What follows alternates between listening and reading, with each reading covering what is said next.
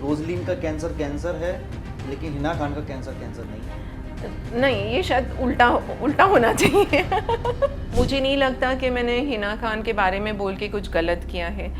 मैंने देखा उनको कि एक इंसान जो कैंसर से गुज़र रहा है वो इतने हंस के मुस्कुरा के अपनी चीज़ें नहीं डाल सकता है। एक गरीब आदमी के सामने आप ये बता रहे हो कि हम तो ट्रैवल कर रहे हैं, हमने तो ये हासिल कर लिया, हम तो नाच रहे हैं, हम तो अच्छे कपड़े पहन रहे हैं। क्या गुजरती होगी उनके दिलो दिमाग पे। ये आपने हिना खान वाले मुद्दे पे बताया कि वो अ, एक तरीके से कहा जाए कि पब्लिसिटी स्टंट कर रही हैं, तो ऐसा आप क्यों कह रही हैं? मतलब कहा तो ये भी जा रहा है कि रोजलिन का कैंसर कैंसर है, लेकिन हिना खान का कैंसर कैंसर नहीं है। नहीं, ये शायद उल्टा उल्टा होना चाहिए। जिस तरह से न्यूज़ हो रही है ना, तो हिना खान का कैंसर कैंसर है, जहाँ से वो न्यूज़ होती है उनकी, और मेरा कैंसर कैंसर है। इनफैक्ट मैं तो कंपेयर ही नहीं करना चाहती अपने आप को, कभी नहीं, क्योंकि ये मेरी अपनी डिफ़िकल्ट जर्नी रही है और रहेगी। क्योंकि मैं स्टेज 4 पर हूँ, मेरी लाइफ में भी तो बहुत सारे अप्स एंड डाउन्स आने हैं और डिफ़िकल्ट ज़िंदगी है, और मैं इस बारे में ज़्यादा बात नहीं करती। इनफैक्ट मुझे नहीं लगता कि मैंने अपने कैंसर पे कोई ख़ास न्यूज़ बनाई होगी।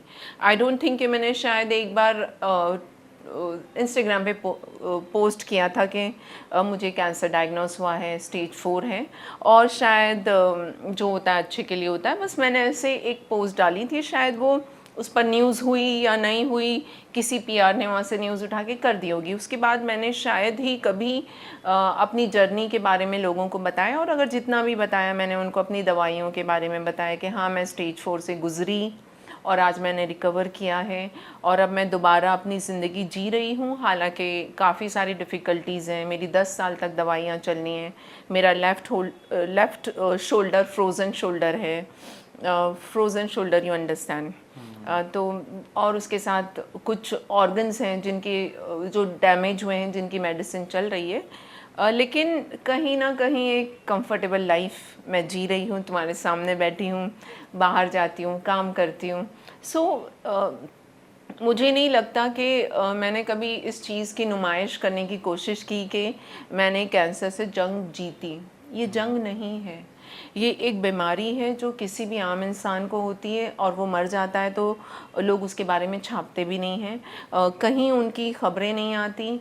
और वही बीमारी जब किसी नोन आदमी को या औरत को होती है तो उसका बड़ा सा बतंगड़ बनाया जाता है, उस पर रोज़ न्यूज़ेस चलती हैं और उन पर हमदर्दी बटोरते हैं कुछ लोग, उनको इनाम देते हैं, उनको वॉरियर्स बोलते हैं, उनको फाइटर बोलते हैं। फाइट तो देखो, ऐसी कोई जंग नहीं है, हर इंसान ज़िंदा रहना चाहता है, कोई भी नहीं मरना चाहता। हम सबको पता है कि हम मरने वाले हैं, मगर ये सोच के ही हमें बुरा लगता है कि यार मरना पड़ेगा क्या, इतनी जल्दी कैसे मर सकते हैं।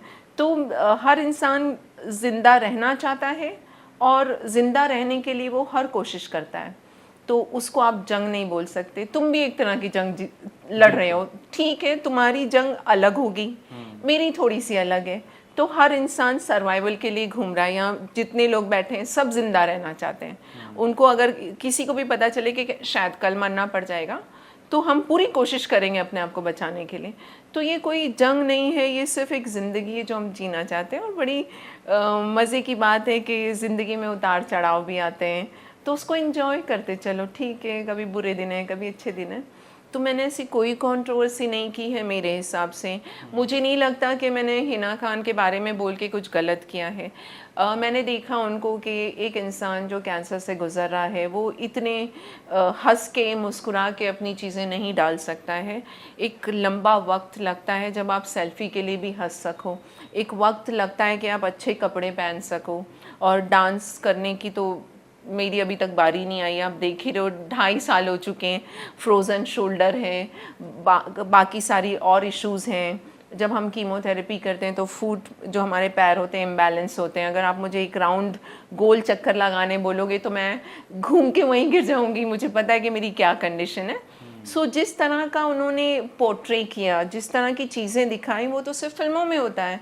तो फिर आप आम इंसान को क्या बताना चाह रहे हो कि कैंसर एक फिल्मी चीज़ है, आज आया कल चला गया? ऐसा नहीं होता। रियल ज़िंदगी में अगर आप किसी को इम्प्रेस करना चाहते हो, किसी से हमदर्दी लेना चाहते हो तो हकीकत पेश करो कि भाई हम एक सेलिब्रिटी हैं, मगर हमारी ज़िंदगी में भी दुख आता है, तकलीफ़ें आती हैं, और हम उसको कैसे गुज़र के निकल के आते हैं, ऐसी चीज़ें आप लोगों के सामने रखो। एक गरीब आदमी के सामने आप ये बता रहे हो कि हम तो ट्रैवल कर रहे हैं, हमने तो ये हासिल कर लिया, हम तो नाच रहे हैं, हम तो अच्छे कपड़े पहन रहे हैं। क्या गुजरती होगी उनके दिलो दिमाग पे। आज अगर मेरे बाल गए थे तो मैं बहुत रोई थी, आस पड़ोस के लोग हंसे थे, तो मैंने उसके बावजूद अपने इस गंजे सर के साथ मैं घूमी हूँ, पूरी दुनिया घूम कर आई हूँ।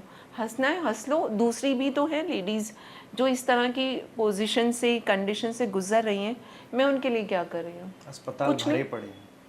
अस्पताल भरे पड़े हैं और लोगों के पास विग पहनने को पैसा नहीं है। अरे यहाँ लोगों के पास खाने को पैसा नहीं होता। जब आप कीमोथेरेपी करवाते हो तो हर बार आपने अपनी प्लेट में कौन कौन सा न्यूट्रिशन रखा है ये देखना ज़रूरी होता है। मैं आज भी देखती हूँ, डॉक्टर ने मुझे बताया कि इतना प्रोटीन, इतना ये सब कुछ इतने इस लेवल पे आपको अपना डाइट खाना है।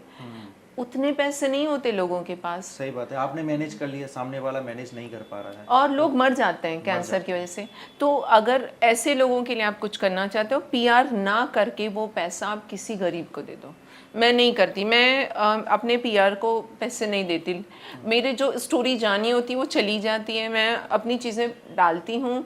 बहुत अच्छे रिपोर्टर्स हैं, सैल्यूट करना चाहिए जो इन चीज़ों को आगे तक पहुँचा रहे हैं, जो लोग मुझे सपोर्ट कर रहे हैं, जहाँ तक चीज़ें पहुँच रही हैं। मेरा तो एक ही एम है कि शायद मेरी ज़िंदगी बची है तो शायद किसी के काम आएगी। और मुझे नहीं पता कि कैंसर के बाद लाइफ थोड़ी अनसर्टन हो जाती है, पता नहीं 5 साल, 10 साल, 20 साल, तो यू नेवर नो। तो ऐसे में मैं अपने पैसों को गलत जगह नहीं खर्च करती।